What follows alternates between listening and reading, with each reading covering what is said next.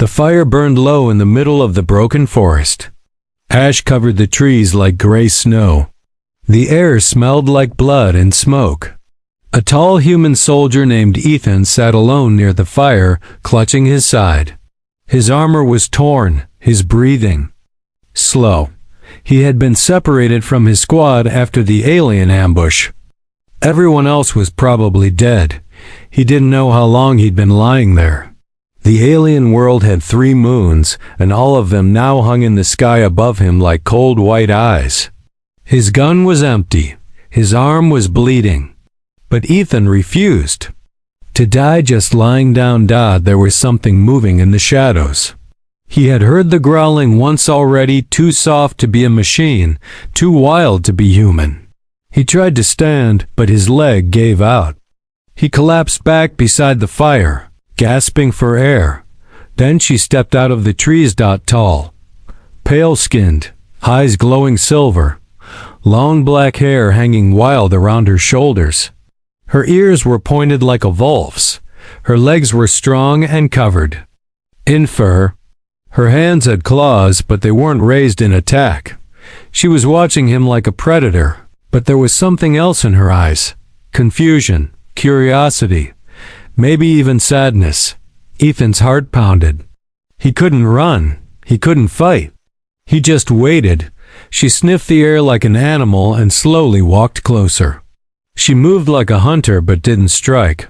Instead, she crouched beside him. He could hear her breathing, soft, careful, controlled. Her nose twitched. Her glowing eyes locked on his wound. Ethan didn't speak. He didn't have the strength. But then she did something that shook him to the core. She pressed her clawed hand against his bleeding side. Her fingers were warm. Her hand trembled, not from weakness but from fear. She was afraid of him. Or maybe afraid of what she was doing. And then she began to hum. Not a human song. Not a machine signal. It was soft, low, and ancient. A sound that felt older than war. Ethan felt a strange warmth spread through his side. His pain faded slightly. His vision grew clearer. The alien girl leaned closer. She sniffed again, then spoke. Not pack, she whispered, her voice soft but wild. But not enemy. Ethan blinked. You? Speak English? She tilted her head. Learn from minds, from prisoners. His breath caught. You? Ate their minds? She didn't answer. Just looked away as if ashamed. A silence hung between them. Then, without warning, she climbed into his lap. Ethan's body froze. He didn't know what to do. Her fur was warm against him. Her body was strong but shaking. She rested her head against his shoulder and closed her glowing eyes. Warm, she whispered. Life inside you. I feel it. His heart thudded harder. Her voice was soft, but something in it made the hairs on his neck rise. She pressed her body closer to his and whispered one more sentence. Fill me with life. Ethan had no idea what she meant, but he could feel something strange, something old moving in the air between them. Suddenly, the fire went out. A deep howl echoed through the trees. The girl sat up straight. Her ears twitched. She looked toward the forest, eyes sharp and full of fear. They come, she said, standing up quickly. Who? Ethan asked. Hunters, my kind. They smell blood. They smell you. She growled and took a defensive stance. Her claws gleamed in the moonlight. She didn't look afraid for herself. She looked afraid for him. Ethan grabbed his broken weapon. It was useless, but he wouldn't go down easy. The girl turned to him. You're mine now. I protect. And then she bared her teeth. Somewhere in the woods, another howl answered. The night air turned cold as the howls grew louder. Ethan's heart beat faster. He couldn't see them yet, but he felt them moving through the trees like ghosts. The alien girl stood in front of him, her back straight, muscles tight. She looked like she was ready to fight an army alone. Her claws clicked together. Her fur bristled. They are close, she said without turning. They want your blood. They want your bones. Ethan sat up, trying to hold his weight. Why? I'm just one man. I'm no threat. She growled low in her throat. You breathed on sacred ground. You killed one of them, even if by accident. Now they hunt you, forever. Ethan's head spun. I didn't mean to kill anyone. It does not matter, she replied. The sound of branches cracking made Ethan flinch. Dark shapes moved behind the trees. Yellow eyes glowed from the darkness. Then, one stepped out, bigger than the girl, covered in thick gray fur, long teeth, blood on his jaw. His armor looked stitched from bones. The girl stepped forward, baring her fangs. He is mine. The beastman let out a deep laugh. You broke the old law. You lie with prey. You defend a human. Ethan tried to stand, but his legs failed again. I do not lie with him, she said through her teeth. I guard him. He gave warmth. He gave pain. He gave something. The big beast roared. Enough. We take his heart. And your shame will die with him? He charged. The girl moved faster than Ethan could blink. She met the larger beast mid-air, and the two collided with a thundering crash. Claws slashed. Teeth snapped. Blood sprayed across the ground. Ethan dragged himself toward a broken tree branch, long and sharp. His fingers trembled, but he grabbed it like a spear. The girl cried out as the bigger beast struck her across the face. Her blood hit the leaves, but she didn't fall. She leaped again, biting into the male's shoulder. He howled in pain. Another beast came from the side, smaller, but quicker. Ethan acted without thinking. He shoved the broken branch into its neck. The creature gasped, then collapsed beside him. The girl saw it. Her eyes lit up with fire. She grabbed the larger beast's arm and broke it with a loud crack. The male tried to retreat, limping, but she tackled him and drove her claws through his chest. It was over in seconds. Blood soaked the ground. The girl stood over the two bodies, breathing heavy. Her fur was marked with red. Her arm shook not from fear but rage. She turned to Ethan. You killed one, she said. You helped. Ethan looked down at his shaking hands. I didn't think. I just reacted. She came close again and crouched beside him. I smell it now, she whispered. You are warrior. And more. Ethan gave a weak laugh. I'm just a broken soldier, lost on a dead planet. She leaned close again. No, you are mine. You belong now. He looked into her glowing eyes. What does that even mean? She didn't answer. Instead, she lifted him into her arms. She was strong, even though she limped from her wounds. She carried him through the trees, away from the bloody ground. Where are we going? He asked. Safe place, she replied. Where sky is warm, where the old ones sleep. He didn't understand her words, but her voice was soft now, gentle. Forest seemed quieter, no more growls. Just the sound of wind. After some time, they came to a cave covered in vines. Strange symbols were carved into the stone. Glowing blue light flowed along the walls. She laid Ethan down on soft moss and sat beside him. Her hand touched his cheek. Your body is weak, she said, but inside, strong, something deep. I feel it. Ethan gave her a tired look. What do you want from me? Her face softened. Not want, need. She placed her forehead against his. Her breath was warm. I give you safety, she said. You give me life. Ethan didn't understand. But for some reason, he didn't pull. Away. Outside the cave, the wind howled again. But this time, it wasn't from beasts. It was something older, and it was waking up. The blue light inside the cave pulsed slowly, like a giant heartbeat deep underground. Ethan lay on the soft moss, still weak but no longer in pain. The alien girl sat beside him, her body still and alert, her ears twitching at every sound. She had not left his side since the fight. She had cleaned his wounds using strange leaves, pressed them with her hands, and hummed again. That strange sound had returned, the low, soft hum that healed and calmed. He didn't know what it was, but it worked. He could feel warmth returning to his arms and legs.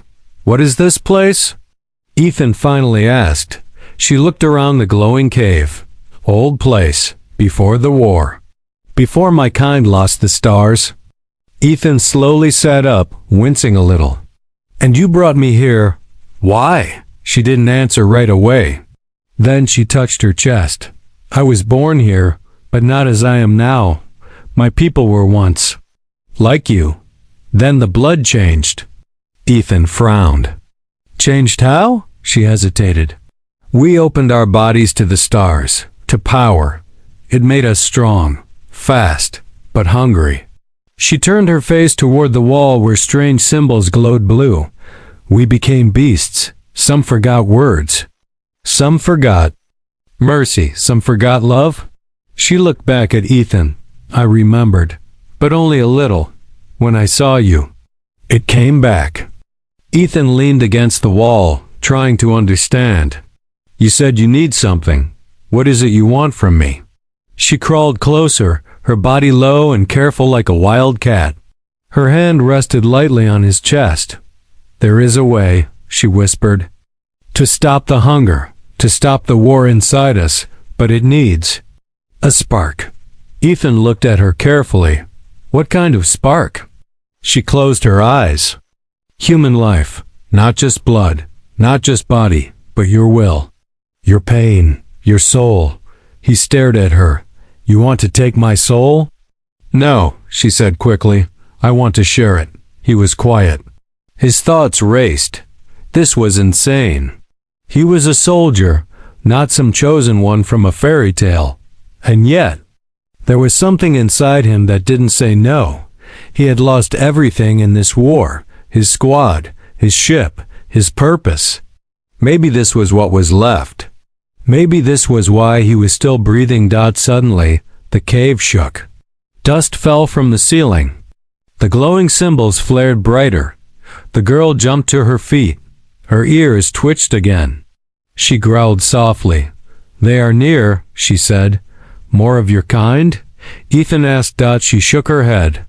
"No, older." The ground shook again. A deep voice echoed from the cave walls, not a voice made with breath, but with memory. Ancient, cold. "You have broken the pact," the voice said. Ethan stood with help from the girl. "What is that?" She backed away. Slowly. "The old blood. It sleeps beneath. It wakes only when our kind change, when we try to return to what we were." The light flared again. The back wall of the cave cracked open. Behind it was a black chamber filled with floating stones and swirling mist. From within that mist, something came out. It wasn't a beast, not fully. It had a long body, part shadow, part bone. Its face was half skull, half smoke. And it moved without walking. Ethan's body froze. His heart pounded. The girl stepped in front of him. "This is what we fear," she said. "This is what haunts us when we get too close to the old truth." The creature spoke again. "The human must die. The line must remain broken. No union." It rushed forward. The girl didn't wait. She leaped with fury, slashing at the shadow, her claws glowing now with a strange white fire.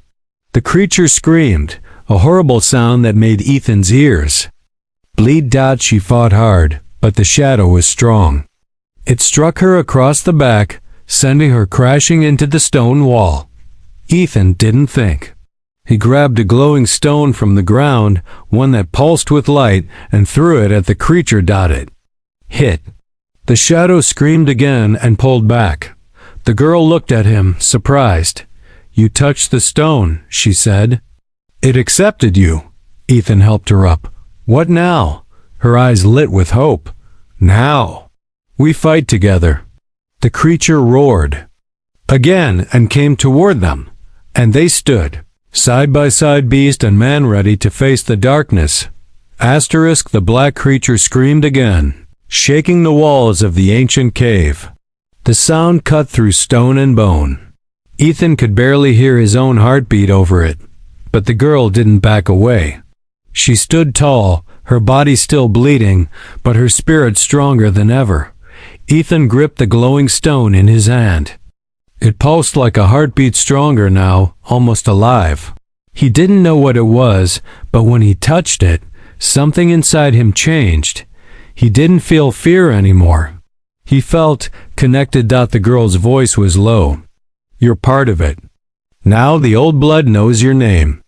My name is Ethan, he said. She turned her glowing silver eyes toward him. Mine is Karina. The shadow beast circled them, hissing from behind its smoke-filled skull. It doesn't want us to bond, Karina said. If we share the spark, we break the curse. It cannot allow that. Then we do it now, Ethan said, before it stops us. Karina stepped closer. Her breath was warm on his face. She pressed her forehead against his again. Her claws gently touched his chest, and the glowing stone in his hand began to shine brighter, blinding white now. Close your eyes, she whispered. Ethan did. In the darkness behind his eyes, he saw her Karina as she was before the curse. A woman, tall and proud, no fur, no claws, just glowing eyes full of sorrow. She stood on a mountain with others like her, holding the same glowing stones, watching the stars fall from the sky. Then came the war, the transformation, the hunger. He felt her pain, her rage, her loneliness. Her people were not born monsters. They were made monsters to survive. Then he saw her watching him on the battlefield beside the fire. She had chosen him. His eyes snapped open. The light shot from his hand into her chest. Her body lifted off the ground, floating. Her fur shined like silver fire. Her claws glowed white. Her eyes turned blue like earth sky. The cave screamed again. The shadow creature roared in pain. Ethan stood, now glowing too. His veins pulsed with light. His hands sparked with strange energy. He looked at them in awe, then back at Karina. You carry the spark now, she said. You are more than man. He looked at the creature. Let's end this. The shadow rushed them. Ethan moved first. He swung the glowing stone like a weapon, cutting through the smoke. The creature howled and split into pieces, but it wasn't dead. Karina jumped, landing on its back and slashing into its skull. It screamed again. Then Ethan threw the stone into the creature's chest. Light exploded from within. The shadow twisted and roared one last time. Then, silence. The cave stopped shaking. Only light remained. Karina collapsed beside Ethan, breathing hard. Her body was steaming, her fur glowing dimly. You did it, she said softly. You gave me life. Ethan fell to his knees. We did it together. She leaned her head on his shoulder. The old ones are gone now. We are free. The cave walls began to fade. The blue lights dimmed. The glowing symbols cracked and turned to dust. Everything was ending. Karina looked around. This place will fall. Then we leave, Ethan said. He helped her stand. They limped together toward the cave's exit, the light growing behind them, the sky above just starting to turn blue. They stepped into the new dawn together. The sun rose slowly over the alien forest. Its golden light spread across the trees like fire, waking the world. Smoke still hung in the air, but the sky looked new. Ethan and Karina walked side by side, both weak but alive. Their bodies were marked with blood and ash, but inside them, something had changed. The light from the cave still glowed faintly in their skin. Karina's fur shimmered with silver veins. Ethan's hands were no longer shaking. The spark had settled inside them both. They didn't speak for a long time. The silence was not heavy, it was full of meaning. They had shared memories, pain, and something deeper than words. Now they walked with purpose, but peace didn't last.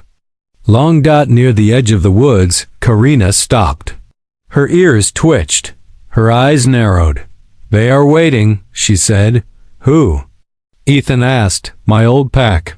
From between the trees, shapes appeared. 8 of them, bigger than Karina. Some wore bone armor. Others carried spears tipped with alien crystal.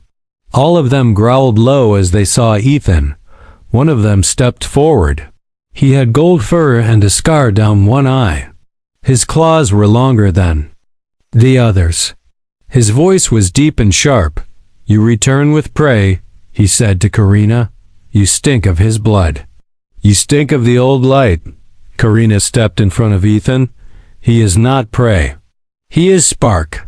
The others growled louder. One stepped forward and spit. "You broke blood law. You mixed soul with outsider." Karina bared her teeth. "I broke the curse." The scarred one laughed. "You broke yourself." Ethan raised his hands. "I'm not your enemy." "I didn't. Choose this." The scarred beast turned toward him slowly. "But you carry the spark. That makes you threat. That makes you target," Karina growled. "He gave it freely. He saved me. He fought the shadow." Another beast stepped forward. "Lies. No human can touch the old power." Ethan looked down at his hand. The glowing stone was gone, but its mark was still there, burned into his skin like a strange star. He showed it to them. The pack grew quiet. The scarred one's eyes narrowed. "He is marked." Karina nodded. "He is chosen. And I stand with him." The pack began to whisper among themselves in their own tongue. Ethan couldn't understand it, but Karina's tail lowered slightly. Her muscles stayed tight. She was ready to fight them all if she had to. Then the scarred one stepped closer. He looked Ethan up and down. "If he is spark," he said, "then he must pass the trial." Karina growled. "He is wounded." "Then he will die," the scarred one replied. "Or live and be one of us." Ethan frowned. "What kind of trial?" The beast pointed to the edge of a cliff behind the forest. "You walk the fire path, alone, no help. If you return alive, we accept you. If not, we eat what's left." Karina grabbed Ethan's arm. "You don't have to do this." Ethan looked into her eyes. "If I don't, they'll tear us apart. They'll never stop hunting." She lowered her head. "I can't go with you. It is the law." Ethan gave a soft smile. "Then wait for me on the other side." He turned and walked toward the fire path. Karina watched him go, her claws digging into the dirt. Behind her, the scarred beast whispered, "He will burn." But she only whispered back, "He is already fire." The fire path was not made of flames. It was a long stretch of black stone that cut through the forest like a scar. Tall red crystals grew from the ground on both sides, glowing like embers. Smoke drifted between the trees. The ground trembled with each step Ethan took. He walked alone. Karina had stayed behind with the pack. He could feel her watching from far away. He could feel the spark pulsing inside his chest like a second heart. The mark on his hand burned softly, but it didn't hurt, it guided him. Strange shadows moved around him, whispering in voices he didn't understand. Some sounded human, some didn't. He kept moving. The path grew darker. He came to a bridge made of bone. Below it was a canyon filled with black mist. Ethan hesitated. A voice echoed from the mist. "You should not carry it." "Who's there?" Ethan called. The mist swirled. A shape rose. It looked like Ethan, but not wounded, not tired. Stronger. Colder. "I am what you could become," the shape said. "If you give in to the power, if you let it control you." Ethan clenched his fists. "I'm not here for power. I'm here for her." The shadow smiled. "Then you will die." Ethan ran through it. The mist screamed and reached for him, but the mark on his hand flared and the shadow vanished. He crossed the bone bridge. His body ached, but his steps didn't slow till he reached the end of the path. There, a stone altar waited. On it sat a new stone, white, smooth, and glowing like starlight. Ethan reached out. "You are not one of them," a deep voice said. He turned. A tall figure stood behind him. It had no face, only light where its eyes should be. Ethan said, "Then why did the spark choose me?" The figure stepped forward. "Because you gave life, not death. You healed the cursed. You stood with the broken. You protected instead of conquered." Ethan touched the stone. Light exploded.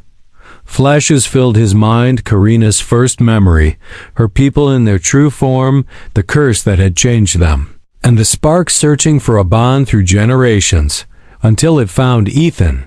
He fell to his knees as the power entered him, his wounds closed. His skin glowed. And for a moment, he wasn't just a man. He was a bridge between two species. The trial was done. He stood and walked back through the path. The mist didn't reach for him this time. The shadows bowed when he returned to the clearing. Karina was waiting. The pack stood in a wide circle, watching in silence. Ethan walked straight to her. She touched his hand. Her eyes filled with tears. "You came back." He smiled. "I told you I would." The scarred beast stepped forward. His voice was lower now. He passed. He dropped to one knee. Then the rest of the pack followed. Karina looked at Ethan. "You are not spark anymore. You are flame." He nodded slowly. "Then let's burn the old ways down." She reached for him, and this time she didn't just climb into his lap. She held him close, whispering softly, "You filled me with life. Now I give you mine." They stood together, two different worlds in one body, and the fire inside them never went out.